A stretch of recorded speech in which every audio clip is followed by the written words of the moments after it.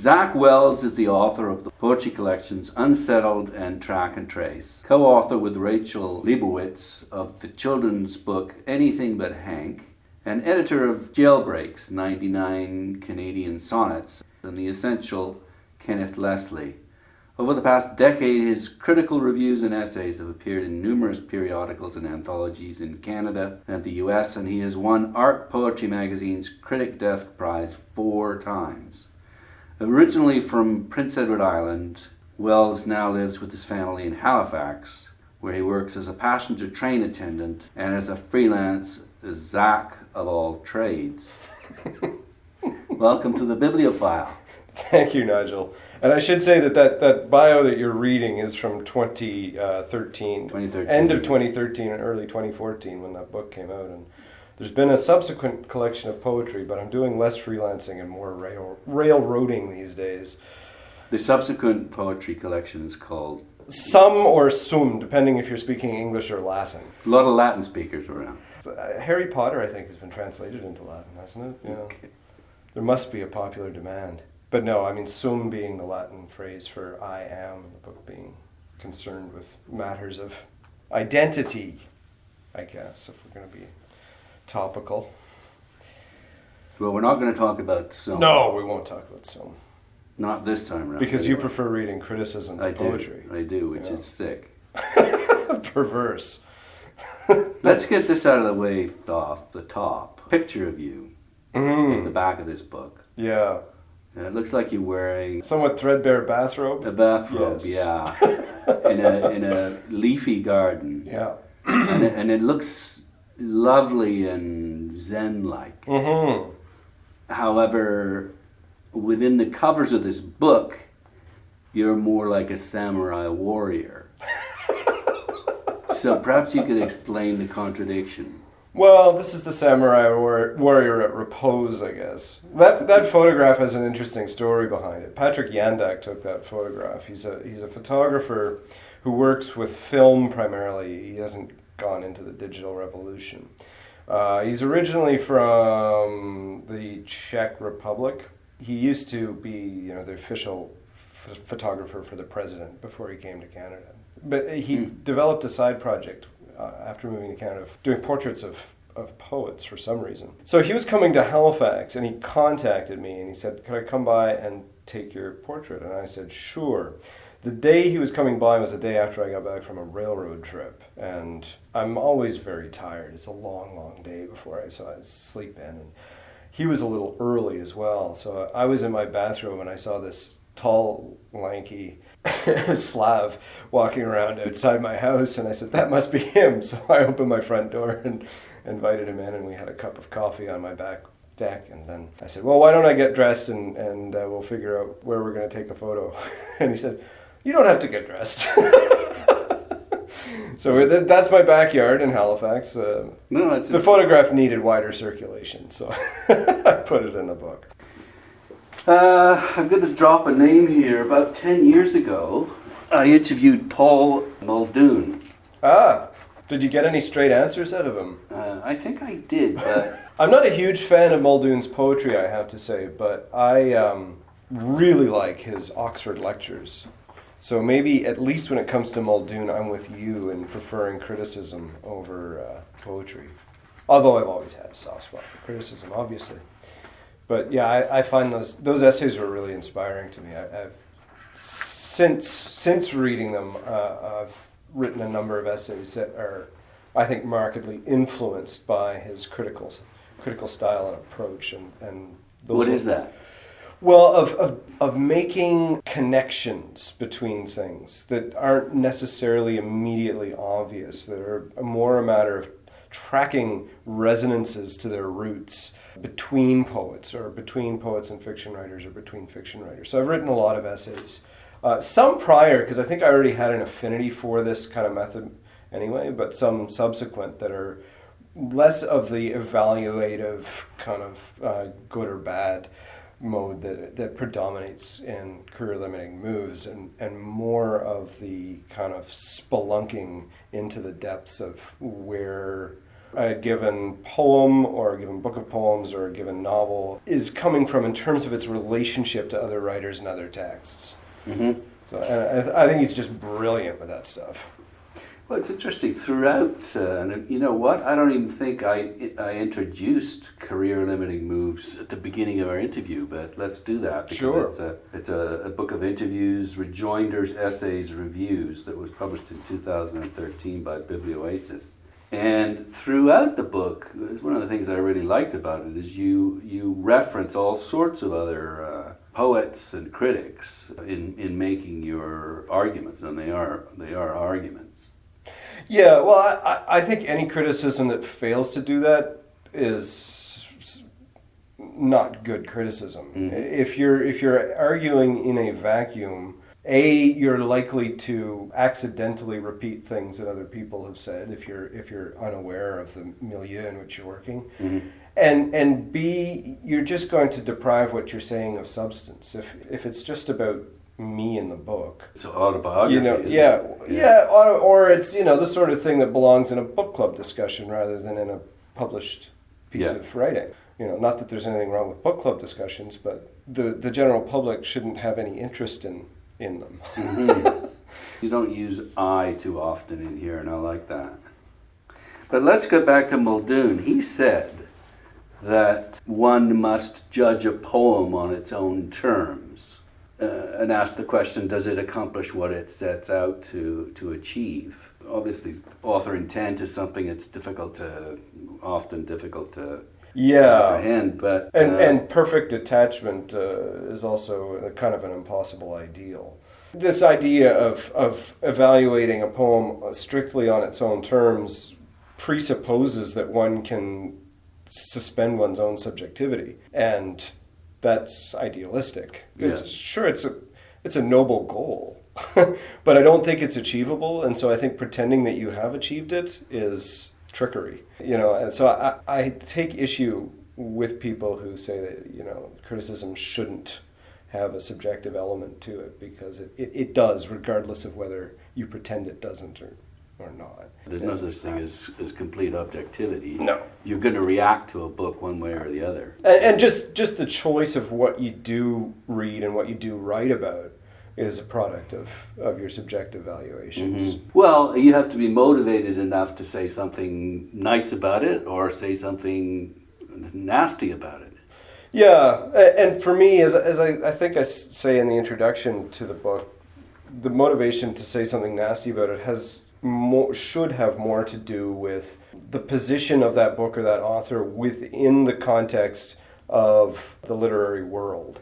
If it's someone that nobody knows about, if it's a first book, there's not a very good reason to say this is terrible in public. I have done that with books early on when I started reviewing, and those are not things that I wish to reproduce. If there wasn't a broader reason for saying something negative about a book, then I saw no reason to reproduce that review. I don't regret it. It was part of my learning process as a critic, but if I regret anything, it's that anyone else had sore feelings about it, which has been made apparent to me on occasion. You can't do anything about that after the fact anyway. You just have to move on and learn from it. But the fact is that 98% of poetry is not very good. Yeah, even of great poets. Well, I mean, even if you're talking about someone at the level of Blake or Yeats or Elizabeth Bishop, their work that isn't as good is always worth looking at as context for the work that is great. But the amount of work that is great, that is truly great, is small. It's always small. It's the nature of greatness, and it's the nature of the kind of serendipity that has to coincide with talent in order for a great poem to happen. Talent alone doesn't produce great poems. There's always an element of luck there. There's an element of chance and happenstance, whether it's biographical circumstances or just, discovering another poet whose work resonates with you. So many poems wouldn't exist if it wasn't for the relationship of the poet to some other poem. Mm-hmm. And if that relationship was never made, that poem simply wouldn't exist. Well, speaking of nasty, the first essay in the collection is a response, a rejoinder to Jan Zwicky. It's called A Negative Review of Jan Zwicky's Negative Review of Negative Reviewing. You really come out swinging it. You know, she may be in the Paul Muldoon school, where if you don't have anything nice to say, then don't say it. Mm-hmm. Yeah, that's the TLDR version of her essay for sure. And I raise numerous objections to that, not least of which are the practical objections. If you're a professional reviewer, if you're being commissioned and paid to write a review of a book you had not previously encountered, you cannot know before you review it whether you think it's any good or not. And if you're being paid to do it, it's a dereliction of your contract with the person who's paying you to fail to turn in a review simply because you don't like it. You know, there are ethical obligations, I suppose, to be, as respectful as you feel is merited and that sort of thing.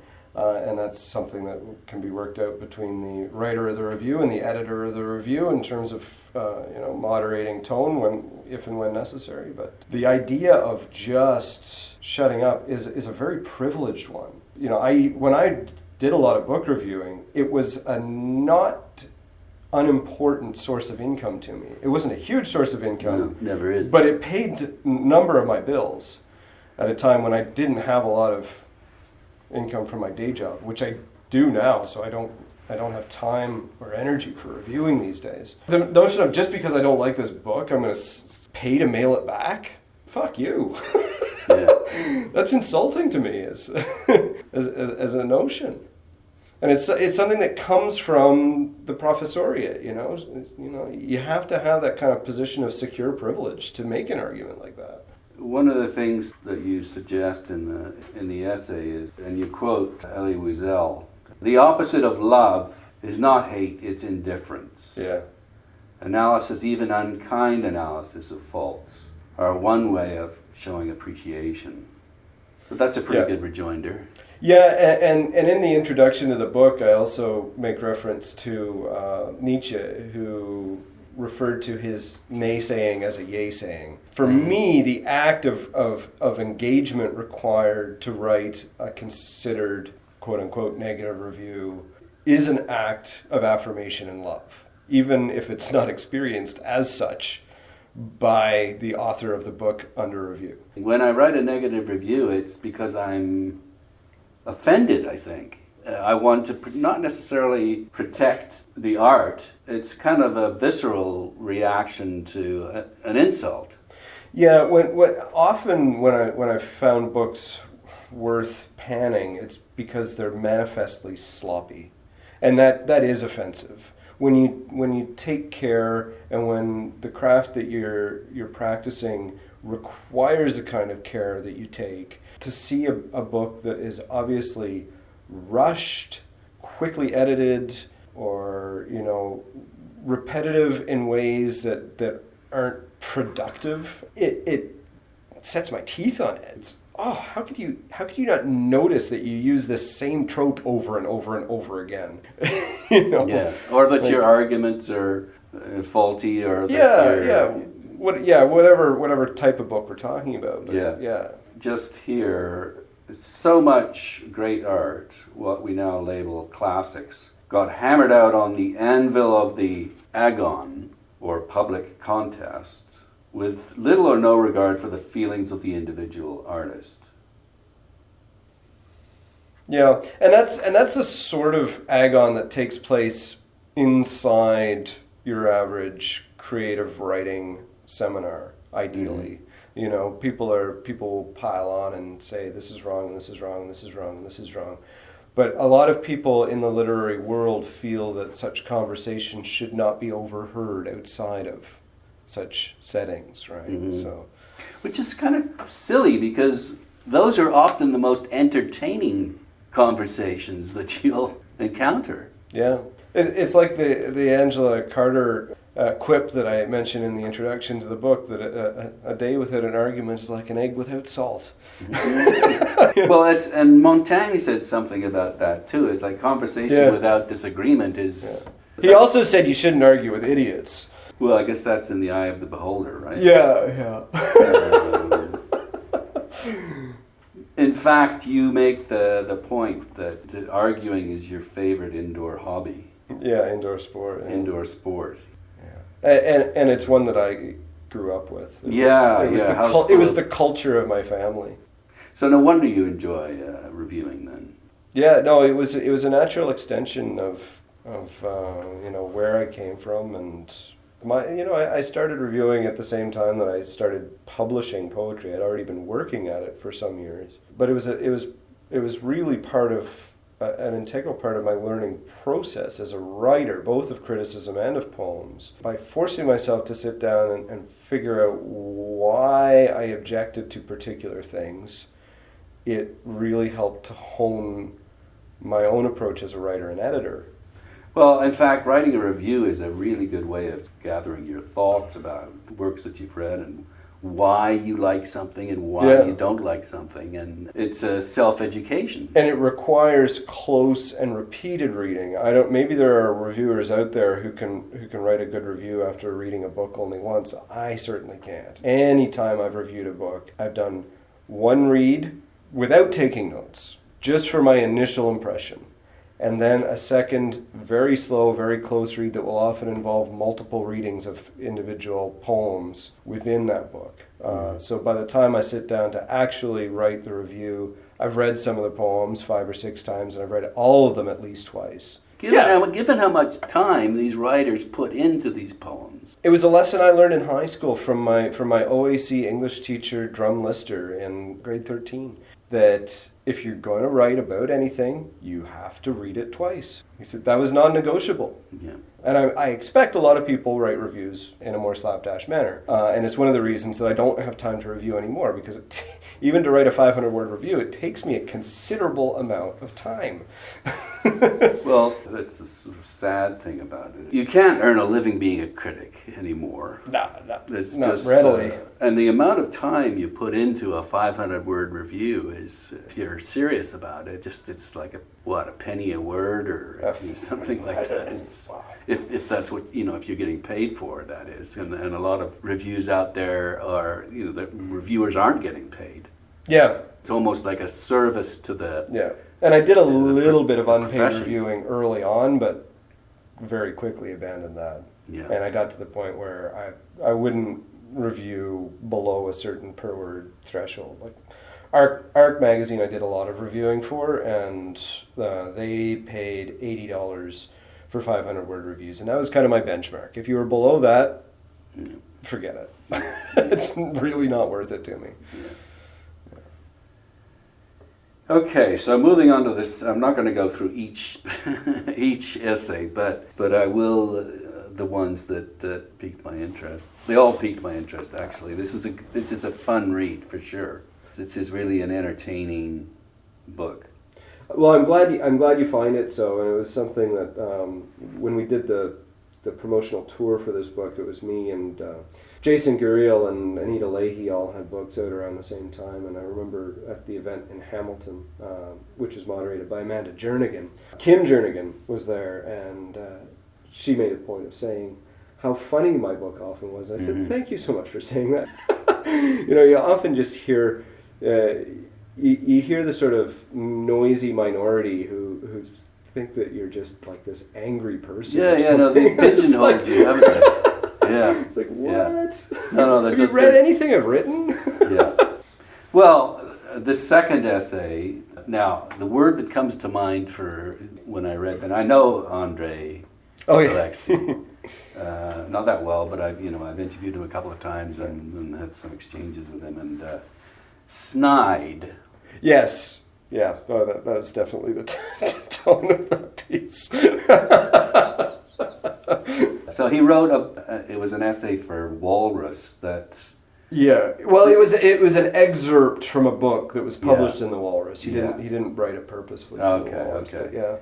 And I agree with you. It was a bit kind of rambling, and it went on off at a few different tangents. But I thought that it was from the heart. It was absolutely from the heart. And also, he's committed to the practice. Yep. And genuine. Yep. No, I don't question the authenticity of that piece at all. I just think he should have used his head more in writing it, because a lot of the arguments simply don't hold water. Mm-hmm. A lot of them are pure speculations, like the stuff about Ryan Big being this product of John Metcalf. They don't even know each other. Mm-hmm. And that was based entirely on the fact that Ryan Big had published in CNQ, which is edited. The editor of CNQ at the time was John Metcalf, but the reviews editor was Michael Darling. And I had already published reviews in CNQ without having any interactions with John about any of the content. So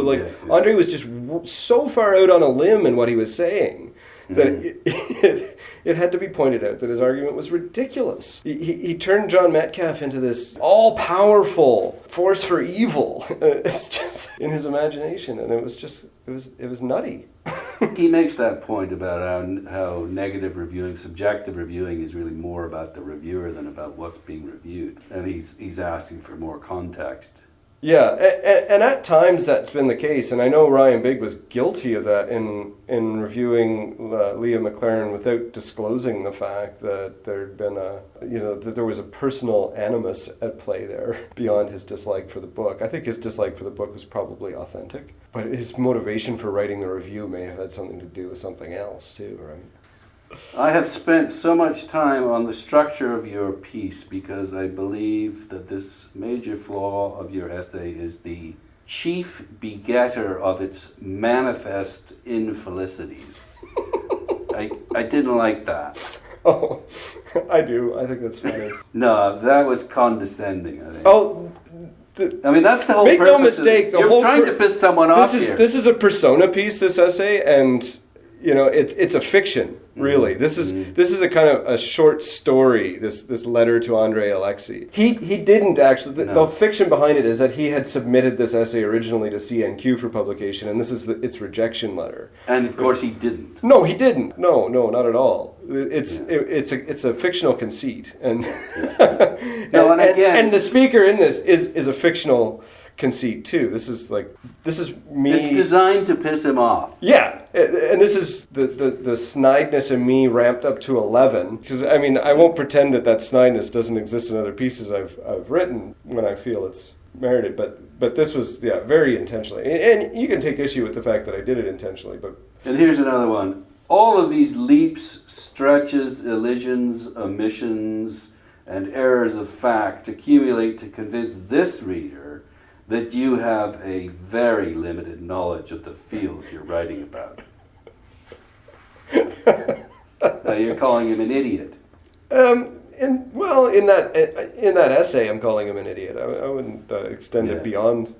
And I think that might be. And I think we're all idiots from time to time in things we do and things we write. The smartest among us do idiotic things. God knows if I had a catalog of all the idiotic things I've done in my life, it would. I think part of this, though, is 3 inches tall. The criticism from female readers who might see this as kind of a macho male pissing match. Yeah, and that would be a fair criticism. I wouldn't gainsay that. One of the things when I was researching the book after reading it, I wanted to read some reviews of it. I didn't come across too many reviews. There's a couple of obscure blogs that did short pieces, but that must have been a bit. Was there much of a response? No, not that I've been privy to, anyway. And my thinking is, you've taken to task some pretty important Canadian poets, taken them down. Why didn't anyone come to their defense? Well, as the pieces in this came out piecemeal over years, there was more response to them, I think, than there has been since they came out collected in a book. Yeah. And that's a kind of a funny thing now, where especially if something is online, it can go viral, whereas putting it in a book is almost like a vaccination. I don't know. I don't know if it's just that the heat of the moment had passed by the time most of these things came out in their book. The energy's already been spent, I guess. Yeah. And, you know, I've come across from time to time in doctoral dissertations and things, responses to particular pieces that are, you know, they're being discussed. Okay. Usually as an example of someone who just doesn't get the wonderful author under consideration in this thesis kind of treatments. You know, so the responses are out there. They're scattered and mute, maybe. But yeah, I mean, the book certainly didn't light any fires when it came out. Yeah, I mean, that's the sad reality, I guess, is that, first of all, poetry isn't, you know, I mean, there's not a huge audience for it. And second of all, criticism of poetry, I suppose, is maybe even less popular. A certain genre of critical essay, especially if it's published online, seems to generate outrage these days, you know. Anytime Jason Guriel or Michael Lista publish something, it seems to like have an incendiary effect upon the entire literary world.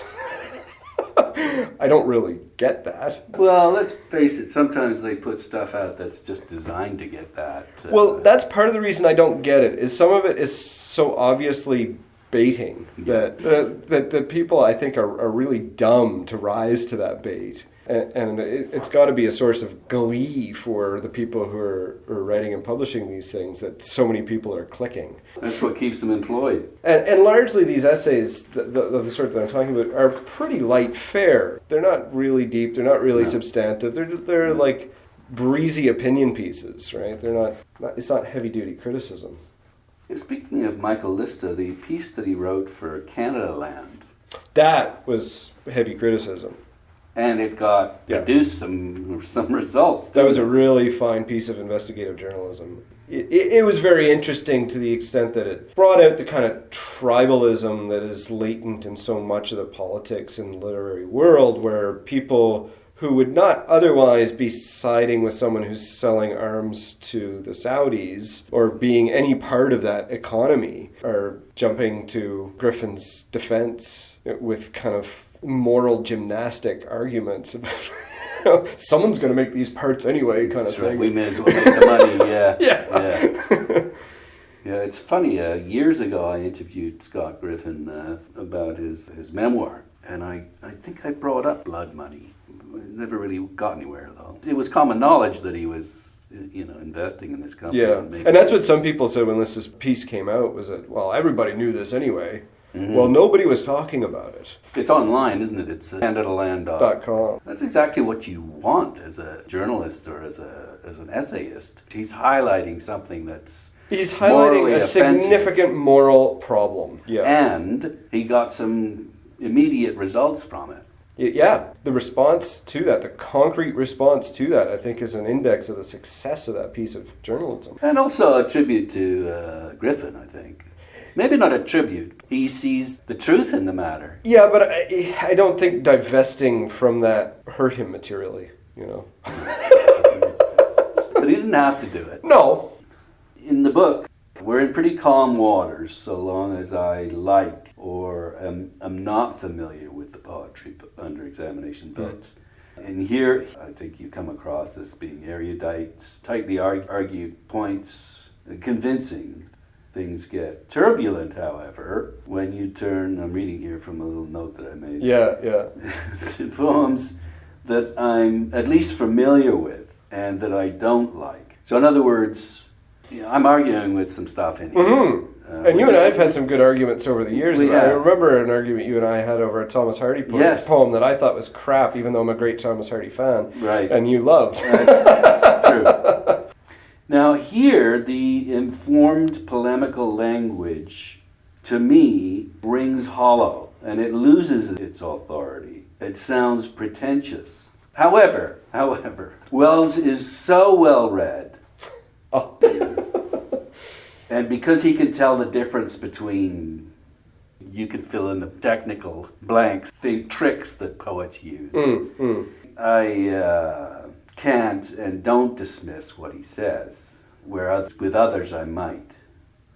There's nothing worse than hearing some yob at the art gallery spouting off about how she knows what she likes and this ain't it. Education does inform taste. It may not convert right away, if ever, but it does increase appreciation and help one to make informed judgments.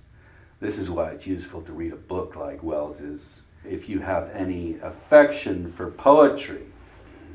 And, sparking disagreement is one of the things that I hope to achieve by publishing any piece. Well, this is funny here. You wrote a piece on Carmine Starnino's A Lover's Quarrel. Yes. And incidentally, you used the word vigor, and I hate that word. You use vigor throughout. Vigor, there's a couple of them actually. There's vigor, there's chops. It seems that poetry critics in Canada like to use the word chops. Yeah, I think that's a fair and editorial critique. Elided is another one that seems to me to be overused. But this is one of the dangers of publishing a book of things that you've written individually and piecemeal over a period of time is that your habits and predilections become magnified once you put these things beside each other. Another problem is Starnino's failure to quarrel with certain poets, most notably Michael Harris, Eric Hornsby, and David Solway, all three of whom have been friends and mentors to Starnino. He does his most painstaking and sensitive close reading on poems by each of these three, and his admiration for their work is plainly sincere, but I can't help wondering if friendship hides their flaws in Starnino's blind spot, precluding the kind of sensible balance to be found in his evaluations of Outram, Bach, Lilburn, etc. Mm-hmm. Now, okay, with that said, I flip back to your essay on Harris and Norman. Yep. And you rave about these two. I like those books a lot. I think to an excess. Now, are you friends with them? I am not friends with Michael Harris. I knew him casually when I was at Concordia here in 2000-2001. He taught a course at Concordia, an undergrad course, which ran at the same time as the grad course that I was in. And those classes got out at the same time, and some people would adjourn to McKibben's pub for a pint afterwards. And so I had a passing acquaintance with Michael from those days. More recently, like last year, I went over to his house for supper once. That's pretty much the extent of my relationship with Michael. Peter, I have come to know better. He, for a brief time, lived in Halifax with his wife, Melanie Little, who's also a writer and an editor. So I've seen Peter socially on several occasions, and we've corresponded a bit. Let me just give you a specific here then on... And again, this is my criticism of it. You seem to be almost hyperbolic. Your praise, you're talking about a specific poem. Maybe it's called Concentrate. Does that ring a bell? Mm-hmm. Yeah, of Harris's. Of Harris's, yeah. You first of all talk about the poem begins with an oral feast. And this is lovely, I'll read it. With dusk come creeping as it does across the provinces, raccoons descend from their roosts in the trees. Moose big as Ozymandias settle up to their bellies in water and begin one huge scoop of tongue at a time to drink the lake. And you say, free verse doesn't get much more gorgeous than this, with all the subtle sonic densities of consonant and vowel. Yeah, I stand by that. I think that's a sublime passage. Why?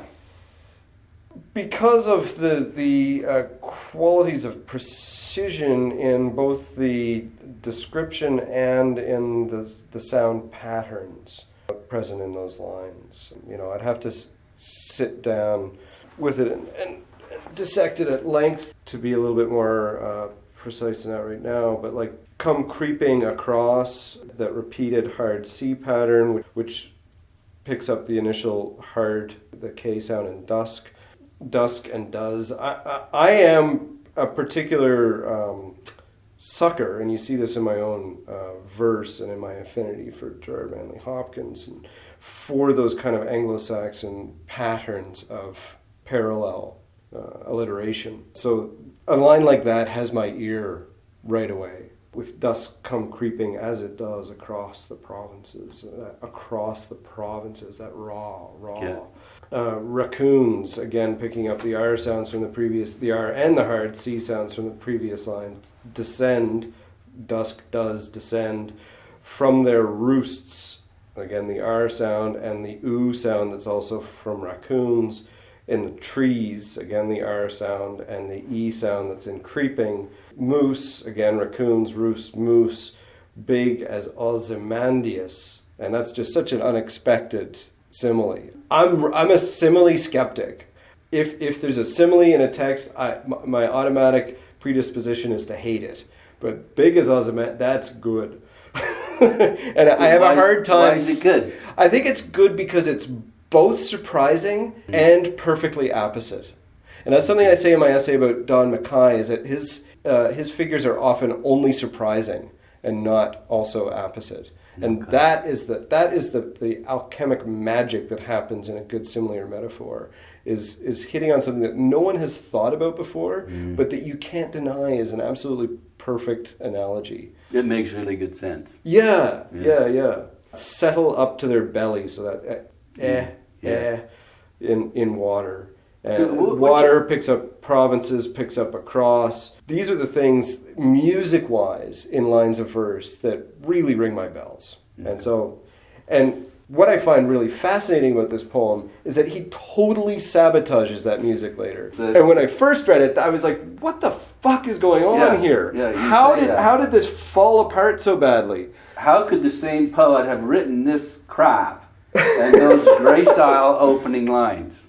But you know what? That's where I'm talking about hyperbole, because here it is. It's Harris falters, okay? Mm-hmm. But just as you're settling in to enjoy the music, Harris falters with, but once the wire is set and the rigging steady, there should be little to make you hesitate but a want of confidence.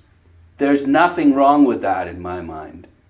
And you're calling it's the hesitation.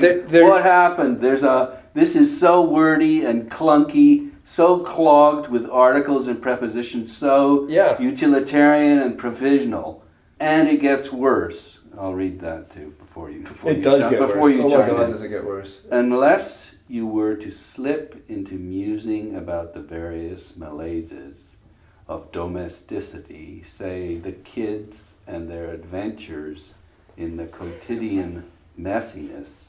It's not messiness, it's messinesses. Sorry. It's plural. Sorry, you're right. Okay, we'll scratch that. The quotidian messinesses, the ex-wife, money, and whatnot.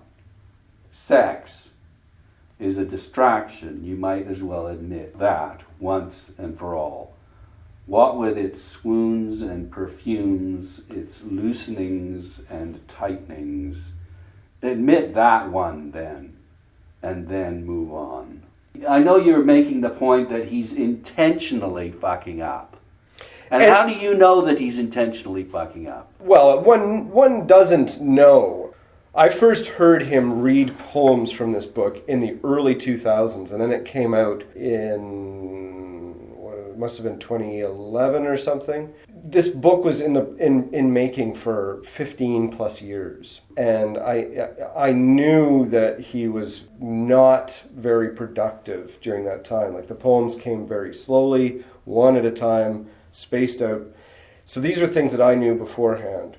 But I also know from without knowing that a priori, I know from reading the text that this mirrored formally what the poem was talking about. It was about these kind of loosenings and tightenings, right? Yeah. And the loosenings and tightenings are built into the poem, form-wise. When a poet decides to use a word like messinesses, he's intentionally being messy. A poet who's capable of writing those opening lines to then use the word messinesses, there's no way that that's just a oops, slip, didn't think of a better word. No, I mean, I don't have a problem with messinesses. Oh my God, it hurts me to hear it. Every time it was like,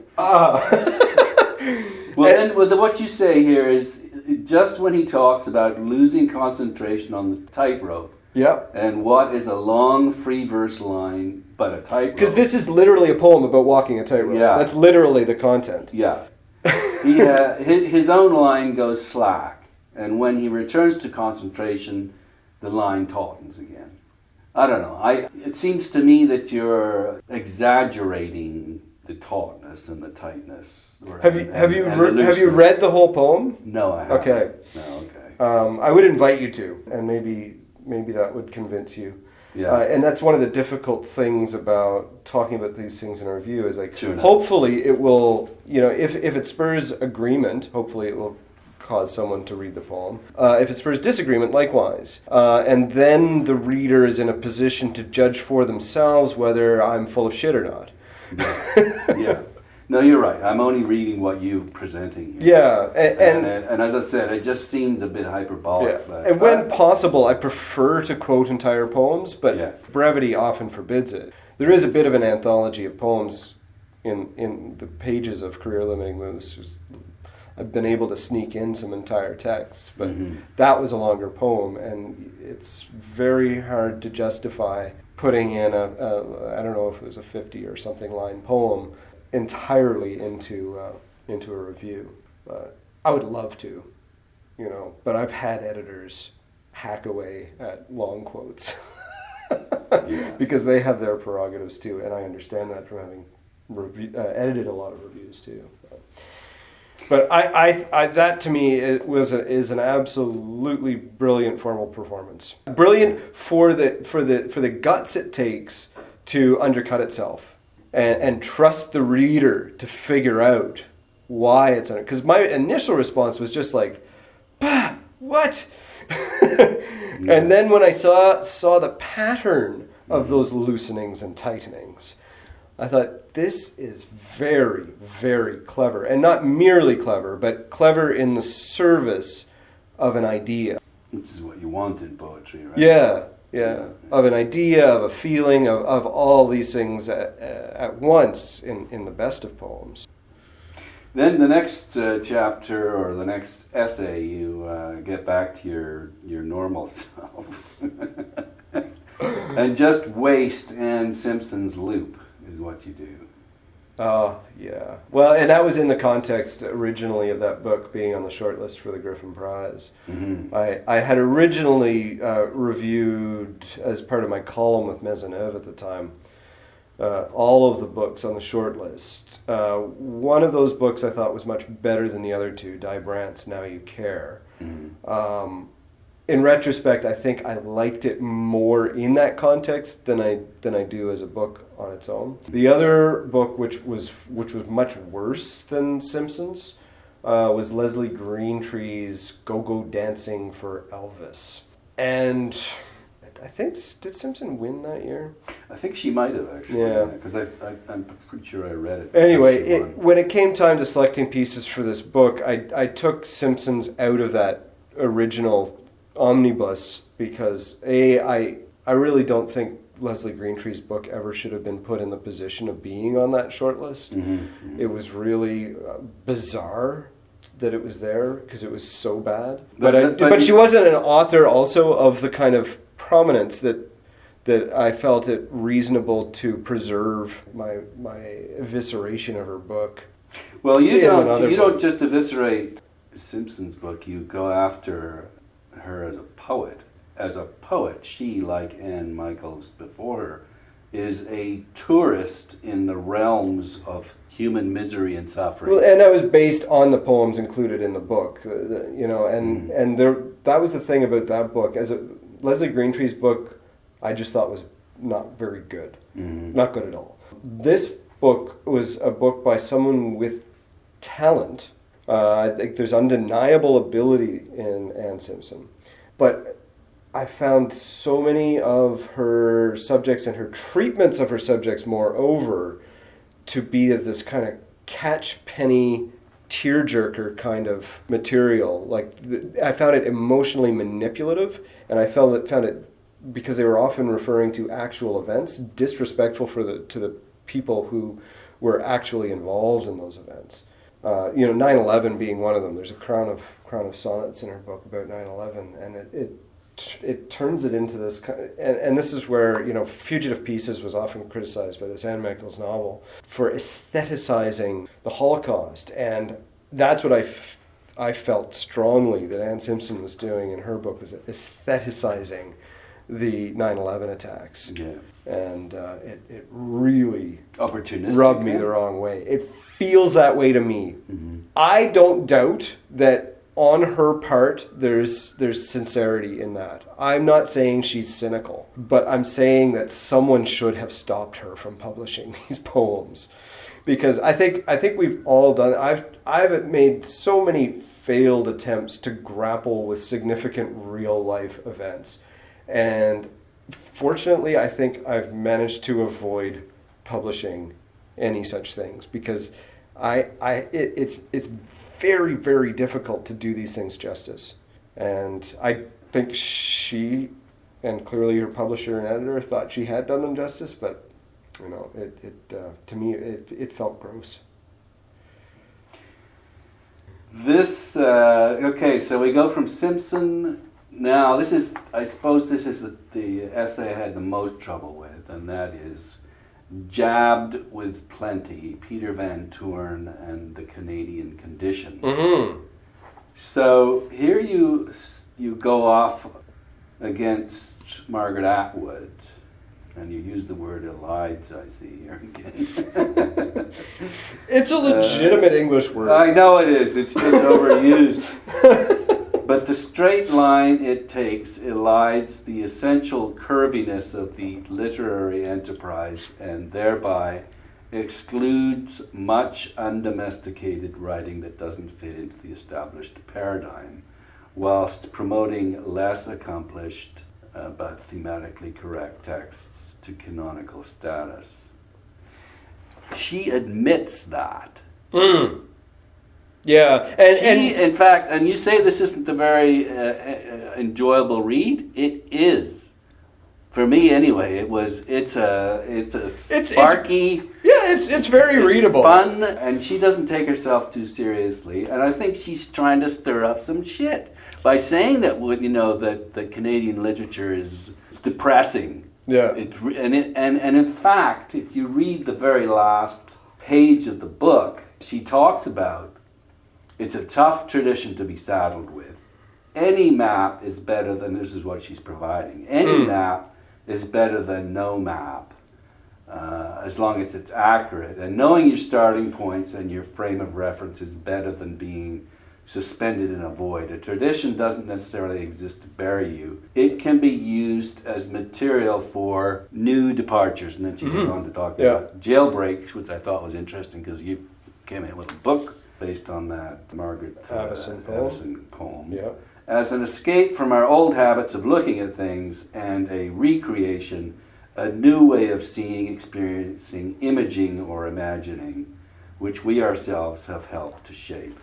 Yeah. So this is a call to action, is what I see this as. And you kind of crap all over it as saying that we're not like this, and maybe you're taking the bait. Well, I do take issue with some of the ideas in that book, but what I take issue with more than the ideas in the book is despite her own caveats about this book, influence that it's had on how Canadian literature is read and studied and disseminated. I don't think she ever intended it to be so influential. In fact, my understanding is that it was intended as a kind of a promotional thing to help move some backlist titles. It was designed to get them out of debt, and it succeeded marvelously. So it was never supposed to be kind of any more than a text of its moment, but it's been reprinted how many times? It's still in print now. We see these kind of thematic approaches to Canadian literature still followed in the work of many academic critics. Thematics can be interesting, but if it's the only basis for which you're studying a book, then it's a problem. because it becomes a reason to preserve mediocre books because they fit in with the theme of survivalhood or what have you. But I also think survival is not a particularly Canadian theme. Well, she's picked it up. I mean, I think she did a lot of reading, and I've taken my examples where I've found them not through study or research, but in the course of my own reading. So she's coming out and saying this, you know. Oh, yeah. So anyway, I just think it's a brilliant spur. Well, and I mean, it's in that regard, what a gadfly would do. In that regard, it worked as such Yeah. for me. It operated very nicely as a foil for what I perceived to be Peter Van Toorn's responses to the prevailing embrace of victimhood and gloominess. Yeah. We don't have time to get into an argument about Van Toorn. You know, I admit you've spent a lot more time with the poems than I have. You're saying they deserve more attention.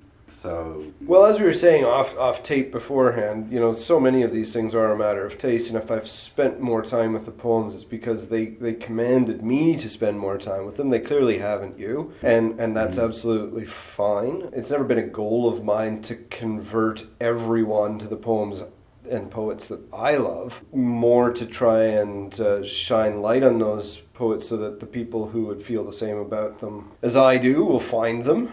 Hopefully, through my assistance. Would you say he's a poet's poet? Like, would you say that a poet who knows his or her craft really well would appreciate these more than someone like me? Yeah, maybe. And there are very few poets who aren't poets, insofar as full appreciation of all of the subtle nuances of poetry almost require expertise. There are some poets who are sufficiently subtle in the way that they cover their technique. Someone like a Robert Frost, someone like an Edna St. Vincent Millay. You know, these poets who have had enormous readerships. It's not that they aren't just as subtle and just as nuanced as other poets. It's just that the surface qualities of their work are such that people find them more welcoming or less intimidating or easier, or they aren't, but they can be read on that level. Yeah. I think, in fact, you say somewhere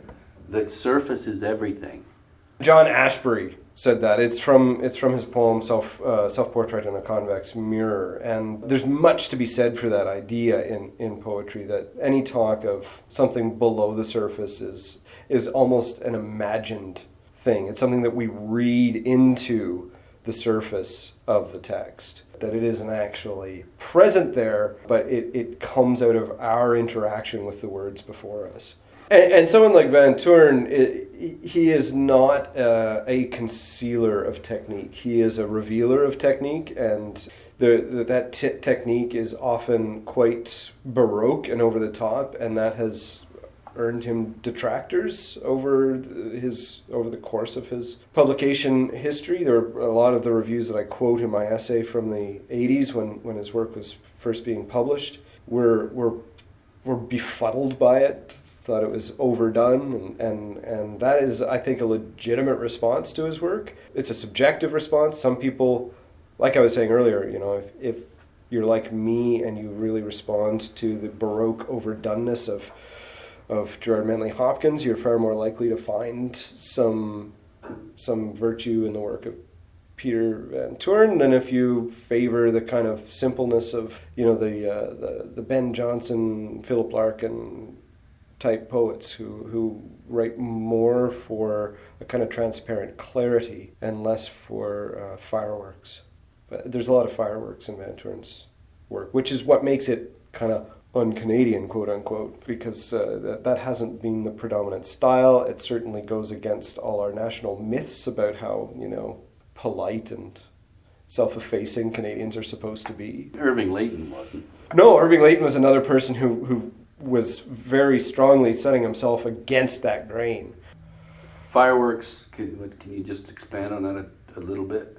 A poem that, one of the poems that I analyze at greater length than that is a poem called Mountain Leaf, which is not so much fireworks, because it's a subtle little sketch of a bird pushing a leaf about, but the way he does it is so obsessive, and so it draws so much attention towards the manner in which he's writing. He uses the same word ends. It's a sonnet, 14 lines, but he uses the same word ends, not rhymes, actual words to end line 1, line 2, line 3, line 4, line 5, line 6, and it's just it's a crazy virtuoso piece of monosyllabic collage. and you cannot ignore the technique in that. And with Margaret Avison also, you can't ignore the technique, because she, sort of things she did with syntax are so far distant from the way that people speak to each other that you couldn't pretend that this was just like someone talking to you at a bar or something, as we often as Canadians value the work of Purdy for being that guy who talks to us in a bar, the drunk guy, which is an unfair kind of caricature of Purdy's work too, because I have a lot of time for a lot of Purdy's work. In fact, you take Starnino to task for that. Mm-hmm. Here, just on Van Toorn again, he thereby comes closer than almost any modern era poet, with the possible exceptions of Clare, who you love. John Clare is one of my great favorites. And Hopkins, to defying Wittgenstein by bridging the gap between language and the world it is supposed to represent, and to fulfill Archibald MacLeish's axiom that a poem should not mean but be. Mm-hmm. I don't think that just holds for Van Toorn. That holds for all sorts of poets. Yeah, and hearing that now, I think it reflects how caught up I was in those poems at the time, and with some sober hindsight, I would say that's a bit of an overstatement. And there's certainly other poets that you could put in that category, but it remains true that I think that in his best work, he had this remarkable capacity for representation of the world, not just talking about it, but of actually making a poem closer to being the thing he's talking about than most people can ever hope to achieve. Yeah, again, I wasn't totally convinced about, you were saying here that the sharp focused zoom of the vision and inobtrusive colloquial fitness of the diction create the illusion that there's no text mediating between the reader and the event described. I don't know. I still saw the text. Anyway, to me, what I'm saying there more than anything is that when I'm reading that, I'm entering into and this is a poem about dragonflies fucking. And it's actually, I think it's probably of the poems that I've read of his, is one of my one of the better ones. To boil down what I mean there is like I feel like I'm there. I feel like I'm watching this on video as much or more as reading a poem. You're totally caught up in it. Yeah. It's a bit like I felt that when I was reading Tolstoy years ago. I lived in that world. And I couldn't wait to get back into it. Yeah.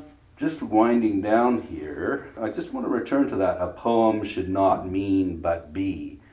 When a poet says something like that, and Wallace Stevens, I think, said something similar, and there's a variety of different poets that have said that, it's basically saying, fuck off. Don't try and analyze my poetry. It's like, it is what it is. Yeah, to some extent, and I've always chuckled about that poem of MacLeish's, because it's often quoted, but it is self-contradictory, because it's telling you something. Mm-hmm. It is meaning. That is a poem, and it is meaning. But I mean, I think there's quite a greater tendency now for poets to be expected to explain their work, or poets themselves to be critics and comment on other works. The poet critic. Yeah. I mean, I think that a poet that's worth his salt or her salt is a really good critic. Should be.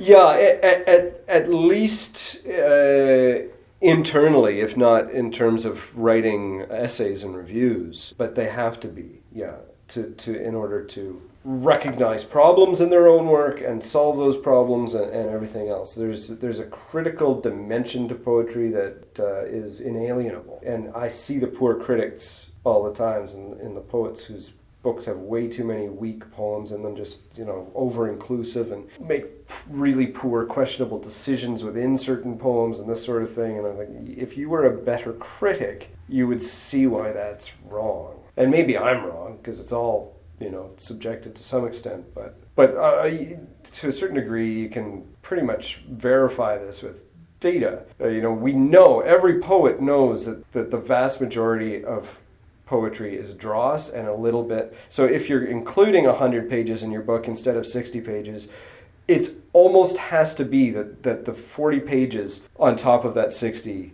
shouldn't be there. Unless there's something about your book, like it's a hybrid kind of narrative long poem structure that requires a certain sprawl to it. But if it's a collection of individual lyrics, guarantee you 40 or 50 pages, even if you're a good poet, probably shouldn't be there. And as an editor, that's where I've tried to push the authors that I work with, is towards cutting until you have that core group of poems that will make a mediocre book worth reading. But without all the dross, it's not a mediocre book. It's a really good book. Because that's the really unfortunate thing about including weak poems alongside stronger ones, is that it weakens in the reader's experience of the book. It weakens the stronger ones as well. It dilutes the drink. I've mentioned it before, but I was really impressed with the reference you made to King Lear. Oh, it's one of my all-time favorite, I guess I'll say books, but play. Mm-hmm. It's definitely my favorite Shakespeare play, Mm-hmm. and one of the touchstones of my personal canon. Yeah, and I suppose because it is, you're able to see, have an insight into other works that resonate with King Lear, because you bring it up several times in the book, and I think in a really impressive way, to illustrate what's going on with other poems. It's a play I've read or seen so many times that it's rarely far from my mind anytime I'm engaged with a work of literature. So if I'm that much more likely to pick out a resonance between something and King Lear than I am between that and a play or novel or poem that isn't part of my own mental furniture to that extent. You also, just talking about Lear and it being a touchstone, it seems like any poet that you really like, you compare to John Clare. Well, it's not necessarily any poet that I like I compare to John Clare. Is that because John Clare is such a key poet in my canon, I am drawn to poets that have affinities to John Clare. And it's very interesting what kind of a range of poets have had affinities to John Clare. John Ashbery, huge John Clare fan. Lisa Robertson, a huge John Clare fan. These are not the people you would immediately think of. And that's one of the fascinating things about the complexity of John Clare, is that, he gets billed as this kind of poet of simple rural description, this peasant who happened to have a gift that was part and parcel of mental illness he suffered and all of this sort of stuff. But the range of appeal that his work has had is really fascinating to me. From Heaney to Ashbery to all these are, I'm also a huge Elizabeth Bishop fan, and I've done a lot of work on Bishop, and I've looked in vain to find a particular connection between Bishop and Clare. And to me, there's a strong affinity. They're both poets who are very strongly descriptive. That's right. And this is something that you detest, and that is philosophizing. And it's very hard to do well. Getting away from the plain description, right?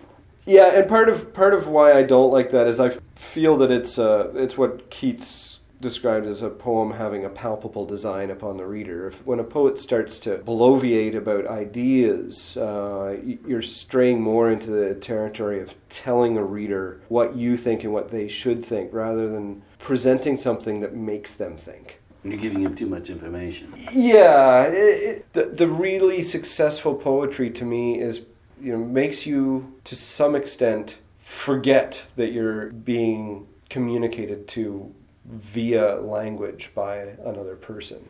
And I know a lot of people have a lot of time for more philosophical poetry. So this is very much a personal preference issue for me. But I just find I'm rarely enraptured by such work. There are poets who do some really interesting... Like John Smith is a poet I really love, and his work tends to be... He's from PEI, is he, or Maritime? Not originally, but he's established himself there and has been there for a long time, yeah. In PEI, this distinction matters, right? For sure. He'll never be part of this. But he has certainly made himself a part, and even PEI is a little less conservative than it used to be in that regard. But one of the things I think that really works with John's work is that you never quite know when he's being playful, when he's being serious, when he's leading you down a blind alley, and when he's being perfectly sincere. And I think it's that rhetorical ambiguity in his work works really well. But when the rhetoric is less ambiguous, well, then it's more rhetoric and less poetry to me. And rhetoric is great. I love rhetoric, but I don't love it in poems, by and large, if it's merely rhetoric. So we've got John Clare. The book really does tell us who you really like and who you really don't like. Yeah, I mean, I don't have to ask that question. It's an incomplete picture. Yeah. Typically, that's one that I like to ask: is who do you, for someone who's interested in poetry, who do you think is really great, so that they don't waste their time reading all the books that you've read, and can get to something that's really worth the time.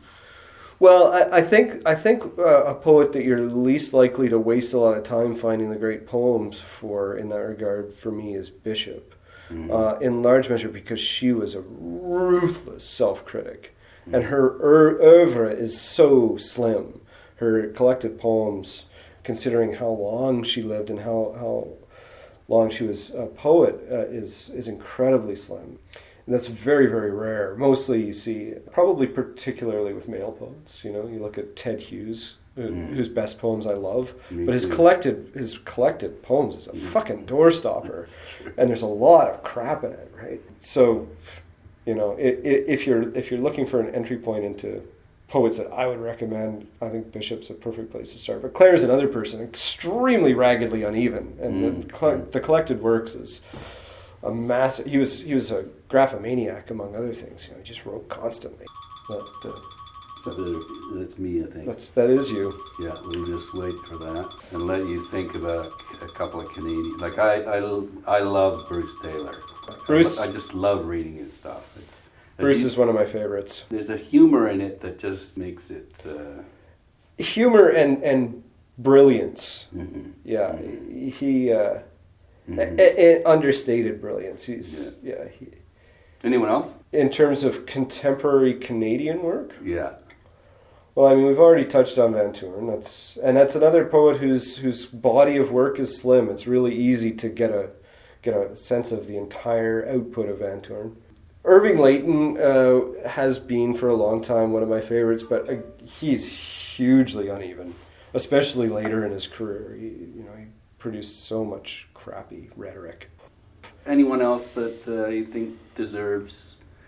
I really love Pat Warner's work, and had the opportunity to edit his most recent collection, and he was terrific to work with. He's got a really original sensibility in his work, and also a venturesomeness. He'll try almost anything, and is often successful as a poet. Whether it's straightforward description or surrealism, or he'll play around, and I like poets who don't pigeonhole themselves, and he's a great example of a poet who doesn't pigeonhole himself. I really like Lisa Robertson's work. I hesitate to recommend Lisa Robertson broadly because I think her work is an acquired taste, and it is opaque in a lot of ways, and intentionally opaque. But once you kind of acculturate yourself to her idiom, it becomes clearer and clearer, I find. Can you explain that or not? Well, I think by reading more and more of her books, which I did for a long essay I wrote about her work, what she's saying becomes more obvious. If you take any excerpt of almost any book of hers, you go, One of the things I like about Lisa Robertson's work is that it is very far outside of my comfort zone. It is not in the Bishop neighborhood of clear description, limpid kind of. But it's no coincidence, I think, that she's also a big John Clare fan. And I think she really stands head and shoulders above a lot of the sort of run-of-the-mill avant-garde types. I think a lot of those people are trying to accomplish the sort of things that she does accomplish in her work. And part of the reason she gets there, it's very difficult to encapsulate what precisely it is she captures in her work, because it's kind of an extended meditative. It's almost like, I hate the word project, but her entire body of work is almost like this trajectory, this project, and it's unparaphrasable. You can't say her book is about this and she talks about these subjects. It's more about the language and the thought as a kind of textured mosaic than it is about themes. It's whatever. And this is one of the reasons that I hesitate to recommend her work, because it's very hard to talk about it. I noticed. And it was one of the challenges that I had in writing, and I wrote about it. Her recent book, Cinema the Present, particularly as a kind of modern retake on Wordsworth's Prelude, which I thought was kind of counterintuitive and kind of fun. And the more I got into her work, the more I realized that there was actually some substance to it. Sorry, it's what about the Prelude? It's her take on the Prelude, this kind of autobiographical long poem that sets out the movements of the poet's mind. Her mind or Wordsworth's? Hers. Okay. And that's why it's very, very different from the Prelude in its particulars, in its arc, in its direction. It's similar to the Prelude. And that's your thesis? Yep, that's my idea. Okay. I hadn't encountered it previously, but the more I got into it and the more I looked at other poets that she's kind of close to contemporaneously, and the more I found actual references to Wordsworth in her own work, the more I was like, yeah, this is actually happening here, and it's very fascinating. And that's one of the reasons that I think that Robertson is much more interesting than a lot of other avant-garde, quote-unquote, poets, is that her work is very much rooted in a canon that is very much rejected by a lot of others. She doesn't have an unproblematic relationship with the canon. People like Virgil, people like Wordsworth. She takes it seriously, and she works from it rather than just throwing it out. Yeah. She's just won a big award too. Has she? Yeah. I didn't realize that. I think it's. But she's extremely smart. Yeah. Extremely smart. Mm. And it's easy to if you have a certain prejudice against avant-garde poetry to look at it and go, it's just more of that incomprehensible garble. But if you can suspend that and take it seriously, but it does really involve a serious investment in reading all of her books. You can't just like read one and properly get what's going on in Lisa Robertson's oeuvre, and that's What about yourself? When was your latest book, Some, published? 2015. Yeah, 2015. Who published that? Biblioasis. Are you working on anything now? I am working piecemeal on a longer poem right now. That's the first poem in a while that I've written. I've written a few lyrics spaced out with months between them. What about criticism? No. That's what I'm really after. No, I'm not actually. I've alluded to it during this conversation. I have written a number of essays that didn't find a home in career limiting moves, not because I didn't think they were good enough, but because they were very much in a different vein from the work in there. That work I will eventually get around to assembling and editing and publishing as a book. The title that I have in mind for it is Correspondences. Longer, more analytical essays, on prose fiction as well as on poets, and I've published these pieces here and there over the years. Some of them I wrote in grad school. I'm editing these days. That's been my outlet for kind of critical thinking. Mm-hmm. Has been bringing it to bear on other people's books prior to publication, but that's all I really have time for these days, because full-time work and union work and parenting and husbanding and landlording and all of the things one does with one's life have kind of filled up my calendar. So. Well, hopefully you can squeeze in a bit more criticism for us fans of your work.